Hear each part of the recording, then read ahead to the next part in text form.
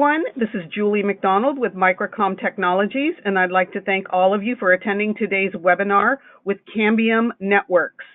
Today's host is Bruce Collins. He is their Director of Product Management, and he'll be presenting today. If anyone has any questions, please feel free to submit them in the question box, and I'll ask them of Bruce at the end of today's presentation. Bruce, thank you so much for taking the time and being with us today and sharing your latest information. We're looking forward to it. I am finished for now, so please go ahead and take it on over. All right, thanks, Julie, and thanks everyone for joining today.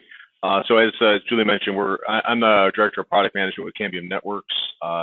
Today I'll be talking about some new capabilities and new products within the EPMP portfolio. And as Julie also mentioned, please, if you have questions, go ahead and put them in the chat window. I'll be happy to take them at the end of the session. So what we're going to talk about today is a key new capability that's very important for investment protection and the long-term roadmap and life cycle of the EPMP products, and especially important for operators, whether they're WISPs or service providers or enterprise deployments, on how do you protect that investment going forward. So we'll talk some detail about that. We have 3 new products that I believe I gave you a sneak peek at last time we spoke back in February on a Microcom webinar, and those products are now shipping, so I want to give you an update on those. And then a few more general updates on EPMP, and then a quick peek at what's coming next. So the big thing here is that backwards and forwards compatibility are now here. So it's something that people have been anxiously awaiting, and a key aspect of the whole EPMP portfolio. There's a detailed presentation with all technical deep dives on this capability on YouTube. There's a link here on the slide. This is in release what we call 4.3.2.1, which is a convenient numbering scheme. It includes both forwards compatibility and backwards compatibility, and I'll talk about what each of those capabilities mean. When we talk about compatibility, there's really 2 approaches. You can start out with an EPMP 1000 or 2000 access point, and with what we call forward compatibility, you can now talk to Force 300 subscriber modules, and our Force 300 subscriber module line is subscriber modules based on the latest 802.11 AC Wave 2 technology. So think of it as the latest technology. So even if I'm currently deploying access points, I can right away, as I add new subscriber modules to my network, I can start adding the new latest technology, and they will interoperate, and I can mix and match both the current or the 11N products like a Force 180 or Force 200. I can mix that in with Force 325 or 16 or some of the new products that we have now available. So that is what we call forward compatibility. So think an EPMP 2000 talking to the newer generation subscriber modules. We also have what's called backwards compatibility. Now that's where I want to go ahead and deploy the latest EPMP 3000 or EPMP 3000L, which is the latest technology access point, but I want it to talk to the Force 180s and Force 200s that I've already deployed. So that's what we call backwards compatibility. That's also included in this latest release, the 4321 release. So from a thinking up at a higher layer of abstraction, what that really means is I can choose the most convenient path. As I'm a network operator, I can choose the path of migrating forward in technology. I can upgrade my access point today, and I can talk to the current SMs and new SMs. Or if I'm not quite ready to upgrade my access points, I can at least start deploying new subscriber modules and start that migration path at the SM side. So you can really mix and match all of these. You can do some of one sector and some, using forward compatibility in one sector and use backwards compatibility in a different sector.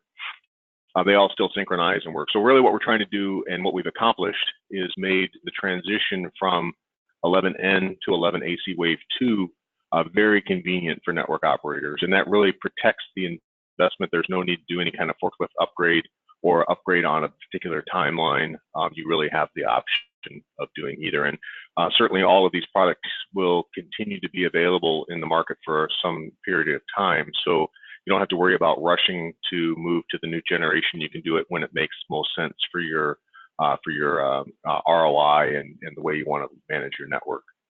So this is a position and a capability that's just not available with our competition. So if you go and look at the other solutions that are out there, you won't find this kind of forwards and backwards compatibility in any of the other solutions that you'll see. So major achievement, and as I mentioned, now shipping, people are quite happy with it, and we're getting lots of good feedback as this has started to roll out. That new release was put on our support website about 2 weeks ago. Also important in that whole investment protection and the compatibility story is the ePMP Elevate. So at a high level, ePMP Elevate allows a network operator to apply, to move some legacy products from people like Ubiquiti or Microtik. You can migrate their legacy equipment onto this latest technology from ePMP, and you get all the benefits of ePMP like synchronization, CN Maestro management, and all of the benefits of a scalable solution. The way that works is you load the Elevate software on those legacy SMs, and then you apply a software key to the access point. So it's all a software installation, and you can migrate those, again, those legacy SMs onto an ePMP platform. We have lots of customers doing this, and it's been a nice migration path for those that have been thinking about trying ePMP, and it's a nice migration path. Even if you want to start with one sector, you can do that and get on to ePMP. A little more detail on that. Here's more of a pictorial view. And then the other thing is important to note is that each access point that you purchase, each ePMP access point that you purchase automatically qualifies for 15 free Elevate licenses. So if you do have a sector of some Ubiquiti SMs, you can install an ePMP access point, and you can right away elevate 15 of those SMs, and you can see the performance. If you want to go beyond the 15, then we sell these licenses both available in a 1-pack and a 10-pack, and so that's available for purchase if you want to expand the number of devices that you're elevating. And we have customers that are deploying a complete sector of 60, 80 elevated devices mixed in with 20, 30 ePMP devices, and then vice versa. So this really does just drop right in and scale up with along with your as you expand that network with ePMP devices. A lot more details on our support webpage, including which models of Ubiquiti and Microtik are available for Elevate. It only applies to certain models, and certainly only applies to the 11N devices in those products. So look at our support site for more detail there. So I also wanted to touch on today is the new products that we started shipping. We started shipping from our factory at the end of March. They should now be arriving in the channel. So they should be available generally from our channel partners like Microcom. So you can take a look at the 3000L. This is a new access point, really targeted at small sector count areas, lower density, maybe leveraging a horn antenna, an area that you can avoid some noise by deploying a narrow beam horn antenna. You can also, of course, deploy it with a 90-degree sector antenna. It is an 11HC Wave 2 access point. It's important to know it does not support MUMIMO or the dynamic filtering capability. You'll also see on here that it has this headline data rate of 600 megabits per second, which is great. That it also supports this 20, 40, and 80 megahertz channels. What you'll see on there is it supports up to 32 subscribers. That will expand shortly to 64 subscribers. So right away, just through the software update, I believe even when you load 4321, that limitation has been increased up to 64 subscribers. So again, you can start to do larger sectors.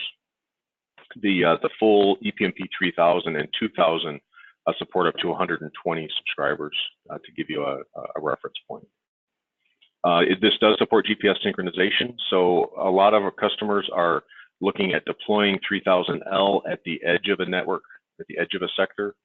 So I might put up a 4-sector EPMP 3000 tower, but if there's some areas I can't quite reach just out on the edge of that, I can put an EPMP 3000L with a horn antenna, and now I can extend that coverage. And I can still synchronize that network with the full EPMP 3000. So I have a full synchronized network that I can scale up and extend with these 3000Ls. And the 3000L is about half the price of a 3000. So it gives you another tool in the toolkit as far as how you go about deploying that. It is a new industrial design for Cambium networks.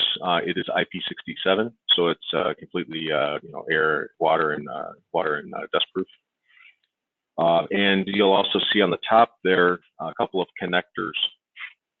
You can see a better picture here. This interconnects with the RF Elements twist port adapter. RF Elements is just an ecosystem partner of ours. We don't actually sell this adapter or the horn antenna, but you can reach out to RF Elements. And then, of course, you can see on the left there, it also is very easy to deploy with the 90/120 degree sector antenna from Cambium.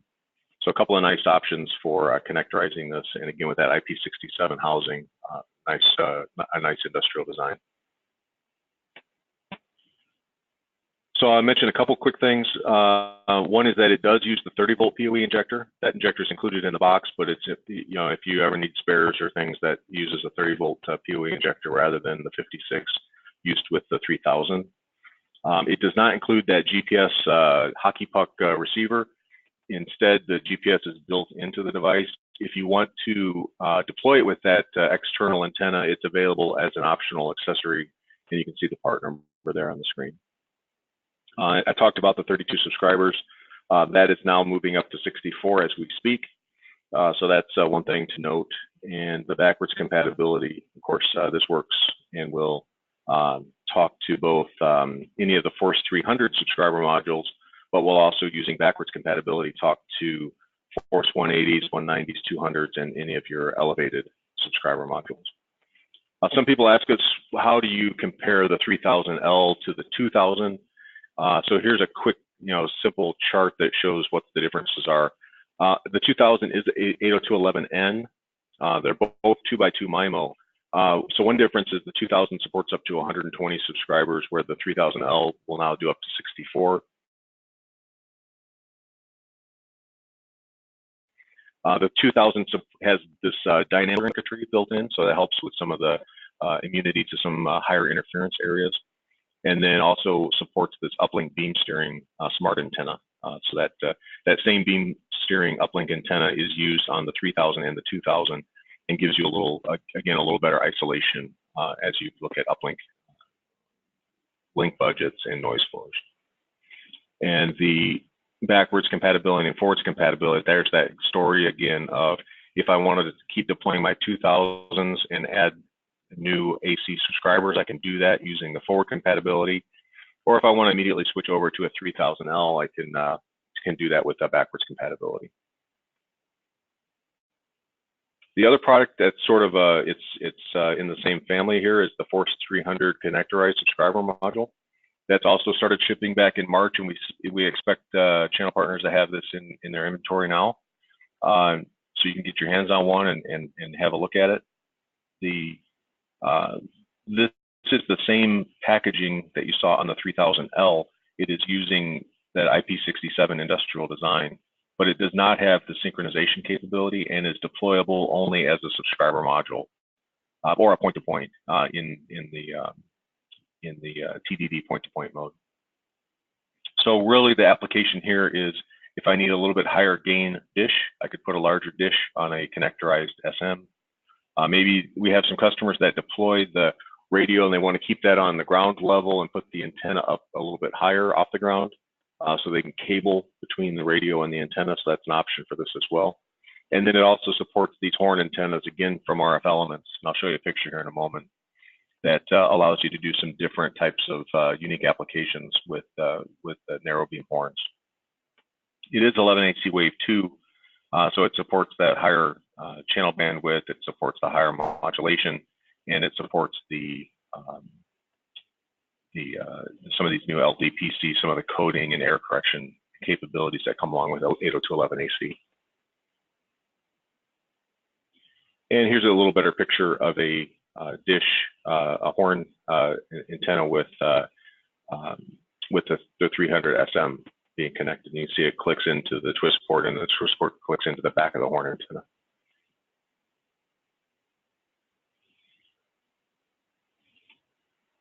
I'll also mention a little bit about the EPMP 3000. This is really the flagship access point in the EPMP portfolio. This uses 802.11ac Wave 2. This gives you significantly higher performance over the previous generation, and it really comes from three areas. 4x4 MUMIMO, so using multi-user MIMO to be able to speak to two different subscriber modules at the exact same time, that doubles the capacity of the sector. So 4x4 MUMIMO is a key advantage of AC Wave 2, and when you mate the EPMP 3000 with its 4x4 MUMIMO antenna, you get that doubling of capacity. It also supports 80 megahertz channels for those areas where you can take advantage of that. Of course, it also supports 20 and 40, but now with AC Wave 2, you get the 80 megahertz channels, and also supports 256 QAM modulation. So you mix and match all those different technology advantages, and you get up to 5 times the performance of the previous generation. The 3000 also takes from the everything we've known and learned from our experience, as this is the 3rd generation of EPMP, as far as it relates to scalability and interference tolerance. So we support the uplink beam steering. This is through that smart antenna. We expect to support that smart antenna in next month in June. It's the same piece of hardware, or the same beam steering antenna that's used with the EPMP 2000. So many of our customers are actually, when they deploy the 3000, they go ahead and mount the smart antenna on the access point, and then that software capability to activate it will come along in June. It supports that dynamic filtering capability, and of course, as with all of our EPMP portfolio, you can get it with the synchronization, which allows you to do the 2x or AB 2-channel frequency reuse and significantly scale up the number of subscribers and the spectral efficiency of the overall solution. And then the 3000, we talked quite a bit about compatibility today and Elevate. So you get that investment protection as you migrate the whole system over towards 11AC Wave 2 with EPMP 3000. And then we support an entire EPMP portfolio that comes with a 3-year hardware warranty. So all of the hardware we talked about today is a 3-year standard warranty, and you get the support direct from Cambium. So you can either work with your channel partner, or you can come to Cambium through our community or through our support and help options to get that support. So that really adds to the overall total cost of ownership benefit that comes from EPMP. I thought I'd take just the last couple minutes here and kind of go through the portfolio, because I know we talk about a lot of different products and a lot of different APs and SMs and technology. So this kind of gives you a pictorial view of what's available in the EPMP portfolio. On the access point side, again, I mentioned the flagship is the 3000. We recently introduced that 3000L, which we spoke about today. You've got the 2000, which certainly continues to be a very popular device and will continue into the future as being a very solid access point for these types of deployments. And then, of course, the EPMP 1000 is available in a few different bands. In North America here, it's 5 gig and 2.4. Globally, we've got a couple of other additional bands as well. And then in our Force 300 subscriber module series, that's our Force 300 implies the 802.11ac Wave 2. We have now the Force 325 and 16. So you have options of both a dish or a flat pan or a small form factor horizontal panel patch array. And then we have the connectorized subscriber module, which I mentioned before. And then here's a little bit of a sneak peek at what's coming. In the lower left, you'll see the Dash 19 and the Dash 19R. The Dash 19 is IP55, and it's got that flat panel 19 dBi antenna. 19R adds IP67, so ruggedized packaging and weather sealed. and also supports 5 and 10 megahertz channels in the 19R. So you start to get some enterprise grade carrier public safety that will support 4.9 gigahertz as an example in public safety applications here in the US. So that 19R becomes kind of the ruggedized industrial SM, if you will. And then the Force 313 to the right of it is a very small form factor. It's got that 13 dBi gain flat panel, but very small form factor. If you're looking at short links, you might think about this for some nice video surveillance applications, or if you're deploying, if you're a WISP and you're deploying some closer in links that you have good line of sight, that becomes a lower cost alternative to deploy. Now these two, the ones in the blue boxes here, we'll be officially announcing these, and you'll be able to get all the specs and details and everything at the end of July. So watch for those coming in the next couple of months. We're in wrapping up the development on those, and you'll see lots of information coming down the road. And then on the 11N subscriber side, there's again a whole portfolio. We have the Force 200, 190, and 180, all in 5 gigahertz. We have a Force 130, which is not available in North America. That's primarily used in some of the very low cost or cost sensitive areas in some developing countries around the world. And then we have connectorized subscriber module, which is available in multiple bands. And back in the 2.4 gigahertz, we have this ISM band. So if you're looking for a 2.4 gigahertz solution, you can deploy the EPMP 1000 along with this integrated subscriber module. And then on the antenna side, at the sectors, we have on the left, there's that uplink beam steering antenna.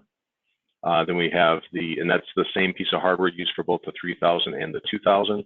You'll see then next to it is the 4x4 MUMIMO antenna that's used with the 3000, and is the only way today that we support MUMIMO functionality is when you connect that sector antenna to a 3000.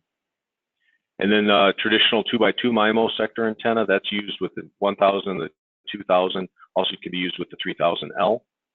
And then again at 2.4, we have a 90, 120 degree sectors available for those that are deploying 2.4 gigahertz. So there's a lot of words on this next slide, but I wanted to just touch on it because it relates to this whole compatibility discussion we had at the beginning. We get questions in two different areas. One is, I see references to Y6 out there in the industry, and I hear references to 802.11ax. What is Cambium's position on 11ax, and what are we doing about it? So this kind of puts in words. I won't read through the whole thing, but I think what the takeaway here is that we have the 11HC Wave 2 product today. It's really ahead of the game for 11HC deployments and scalable solutions. And I've just gone through all the different options on subscriber modules and access points. 11ax is the next generation, and it is coming, and it's going to be a great new technology that we'll take advantage of. It's probably a couple of years out in the future before we see the chipsets stabilize, before we see the system level capabilities put in place. But certainly that's going to bring higher order MUMIMO. It's going to bring uplink MUMIMO. It's going to bring higher modulations. And just in general, be a general, as we follow this technology curve, it's going to be the next thing. So we will have one, like I mentioned, a couple of, perhaps after the next 24 months or so. The key thing to focus on today is what are you doing now as you expand your network to be ready for that technology as it comes. And with the forwards and backwards compatibility, you're really well protected if you're deploying EPMP. All of these Force 300 subscriber modules will interoperate with 11ax when it comes out, and that's not only interoperate at the base level, but also in MUMIMO functionality, being able to participate in MUMIMO groups and that sort of advanced functionality. So you're protected from that standpoint. We will have 11ax SMs coming out, and they will be available in point-to-point and point-to-multipoint configuration. So you'll have that option as it comes. But again, you don't have to worry about that as you're deploying devices today because your investment is protected. So that's really the 11AX, and certainly watch for more to come as that evolves and starts to we have more information about that. The other area that we hear questions about is this LTU technology that Ubiquiti has talked about. We keep getting questions about it, and they keep showing it at trade shows, but we haven't seen much announcements product-wise from them lately. There hasn't been any firmware updates in at least in the last 9 or 10 months. So really what we focus on is we have the performance today with MUMIMO AC Wave 2. We have the scalability that's proven, and then we have this forward and backwards capability with 11N and 11AC Wave 2. That's not available with LTU. It's not available with the Ubiquiti 11AC products either. They're pretty much locked into either AC or 11N. And so none of that capability will come with LTU. And then we also see this migration forward as 11AX starts to emerge in the future. So that's kind of the position, kind of put it out there. Happy to have the discussion. If you want to ask questions today or down the road, you can put them in the community.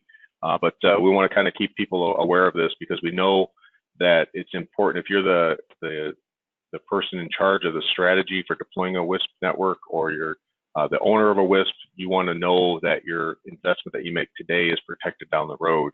And that's part of this is the communication of what our plans are. I mentioned the community, certainly happy to take questions today, but if you have other questions that come up in the future, you can post them on our community. It's at community.cambiumnetworks.com. I monitor that along with our engineering team, and we are happy to take any questions there as well. So Julie, that's pretty much it for the content today. If there's any questions that came in, I'd be happy to take them now. Thank you very much, Bruce. The presentation was fantastic. We enjoyed it very much. And I do have some questions here for you. Let's go ahead and get started with the first one. In your opinion, can you tell us what's the future like with 5G? Wow, so that's a pretty broad, big question. So 5G is definitely coming. We have Cambium has a number of different products and technologies that will augment and facilitate the deployment of 5G. So whether you're talking about high capacity backhaul solutions, or talking about extending more capacity for Wi-Fi meshing in home, you'll see the 5G technologies kind of merge and complement what we're doing with Cambium. So that's a real high level. If you have any more specific question about that, but certainly we see 5G as a great opportunity for Cambium because that just increases the need for more capacity, and we're right in step with that. Whether we're providing backhaul or whether we're providing access that's sort of fed by some of those new technologies. We continue to focus on fixed wireless broadband, both indoor and outdoor, and enterprise and service provider, whereas a lot of the 5G solutions are looking at mobile capabilities. So that's one way to kind of think of how Cambium positions in that world as well. Excellent. Thank you very much, Bruce. Next question here for you. Regarding CN Maestro, is there the ability to identify the complete hardware ID of other devices like Ubiquiti or Microtech, for example? That's a pretty deep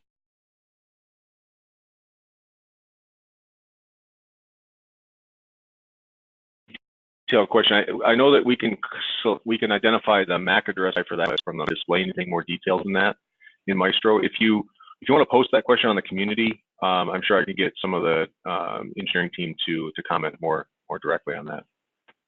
Certainly, I can. The asker heard you say that, so I'm sure they can do that. We can go on to the next question. Okay. I got a few more here for you. Absolutely. Okay. Can one install a third-party GPS receiver antenna with the EPMP 3000L? Let me try to think about that. We don't officially support anything like that today. There is if you look at it is just a coax connector to an antenna. So if depending on the output of that GPS receiver, I know there are other ones out there that will work with it. I can't name one today that I know will work, but I have heard of people using other ones. We've heard many, if not most, of our customers have been pretty happy with just using the internal GPS receiver, not even connecting that external hockey puck. So I'd be a little curious what the intent of an additional receiver is. Sometimes you run into the challenge where you end up picking up more noise or more interference even if you put a higher gain antenna. So you have to be careful if you're in the presence of, if you're very close to an LTE base station or something. Sometimes it's actually better to have lower gain because you're not picking up that adjacent channel noise. Thank you, Bruce. Next question here for you. Again, regarding EPMP 3000L, how close can I have a second model if I have more than 32 users that I need to connect?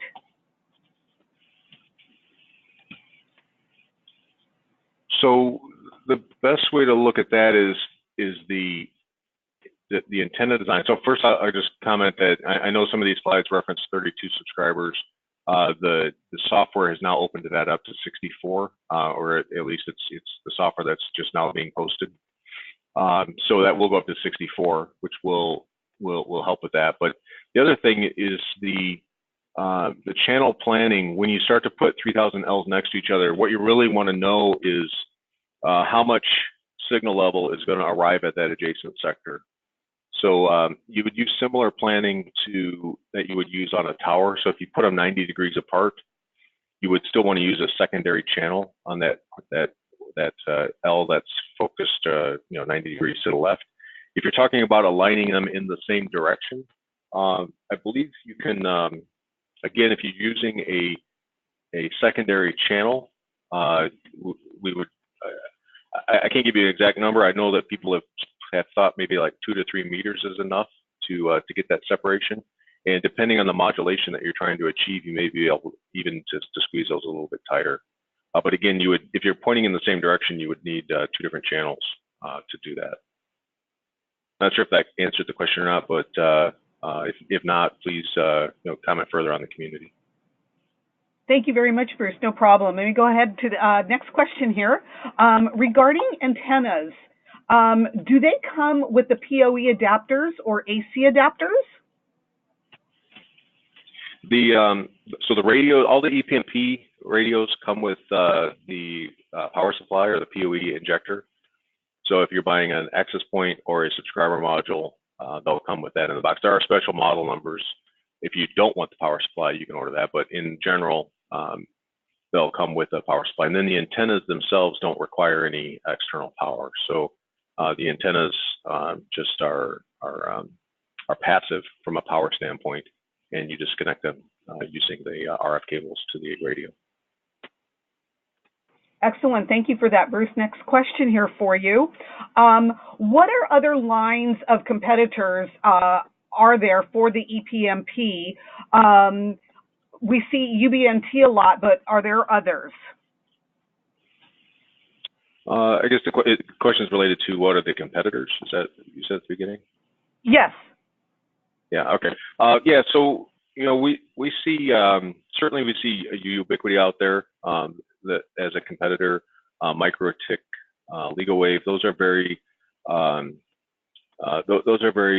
sort of solutions that we believe are not as scalable or especially efficient as what EPMP can provide. But those are some of the competitors we run into, and we see a lot of people coming to us.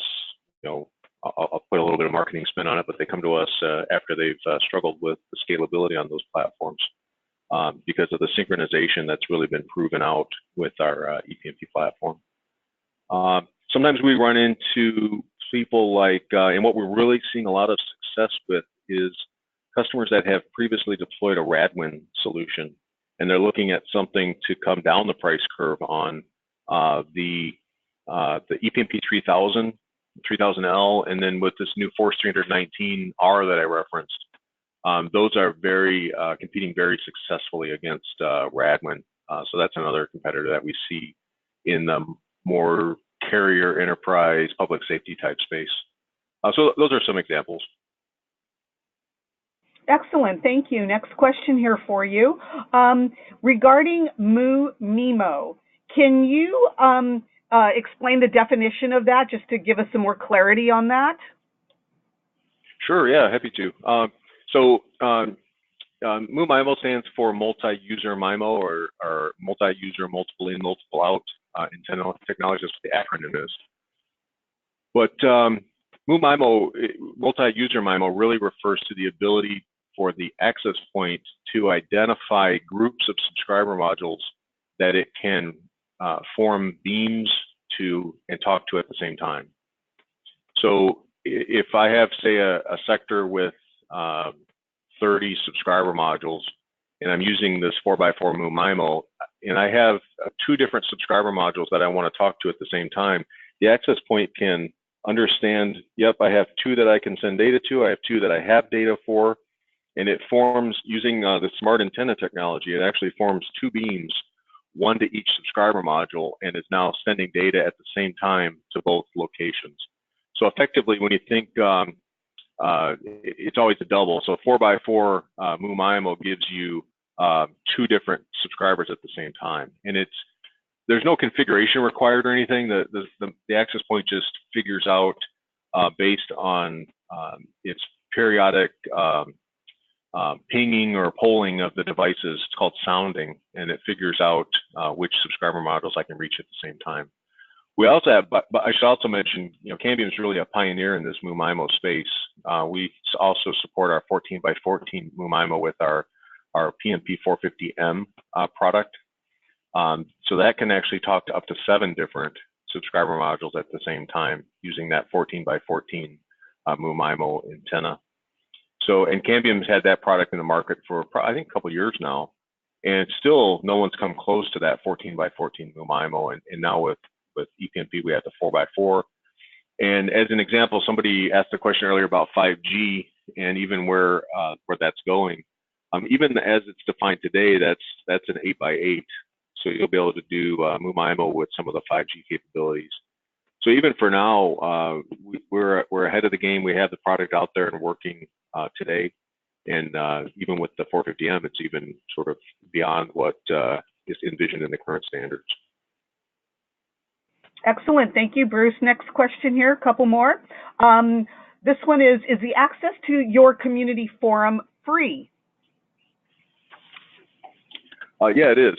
So there's, certainly you can just go on there, create an account, and post away. And like I said, it's a great tool to get feedback, either questions about the products, whether it's a technical question or a question about use cases or applications. You can put anything on there. Also, you can interact with a lot of your peers when you post things on there. So it's important. We'll put that slide back up. In fact, if you go to that site, you can see the lots of interactions going on. There's just lots of content being posted on there on a daily basis. We talk about capabilities as well. If you go on our support site, you can also get a look at our link planner software. That's a piece of software that's also available at no charge. It can be used to do planning of different point-to-point, point-to-multi-point links. And then you can also get an account on our CN Maestro cloud service. And if you have some Cambium devices, you can start managing those. That's also available at no charge. So a lot of the software that helps build the whole strategy or solution around a deployment of Cambium products, that software can be used and turned on and ready to go without license fees and that sort of thing. So it really makes things easy to get started. Excellent. Thanks for that information. I know everyone was taking note of it. If it's ever possible or requested, is it possible to have the ability to set up a call with an engineer at Cambium if anyone needs that some detailed technical information? Yeah, I mean, we have a couple different mechanisms for that. So certainly, we can, so there's a couple paths. So let me start with that. You can always also reach out to your channel partner. So Cambium has a very strong channel partners like Microcom. So that's always one path, and we encourage people to work with their channel partners. So that's one path. You have the community, which I mentioned, no charge. Come in, do that. You can also email our support desk and get access that way. So you can get open a trouble ticket and work through support.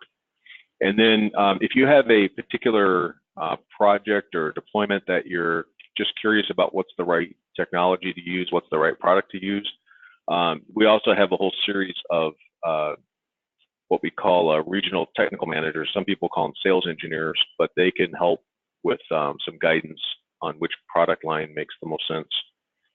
So you can, through your channel partner, you can get contact information over to the RTM, or one of our sales managers can reach out to you. So if you go on our website, you can request help that way, and somebody from our sales team will contact you, and then we can put you in touch with one of our sales engineers. So lots of options, and that's one of the things we pride ourselves on, differentiating over some of those very low-cost providers that are out there, like Ubiquity or Microtik, where you'll be able to talk to someone and get the solution and get the answer that you need from a real live human. So that's something that we're pretty proud of, and we see that as part of our whole package of solutions here. Excellent. Thank you, Bruce. And last question here. Can you put up your contact information? Got some people here that might want to ask you more direct questions regarding 5G. So that would be awesome. Yeah, so you can just reach out to me. I put the email address up there on the title page. So it's just bruce.collins@cambiumnetworks.com. Perfect. Thank you very much. And thanks so much for answering all of those questions for us. And if anyone attending today has further questions, of course, please reach out to us or contact your sales rep or email us at sales@microcomtech.com.